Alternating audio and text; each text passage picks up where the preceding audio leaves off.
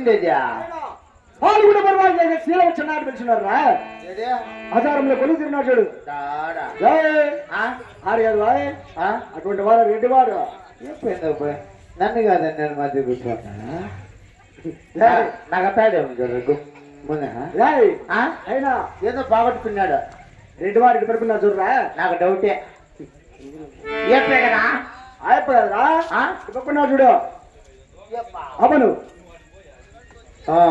ఏ విషయం నాకు తెలుసా అవునరా మా ఇంటికాడికి వచ్చిందా దేనికి బోయకొండ గంగమ్మని ఎత్తుకొని ఏమ్మా ఓ అమ్మా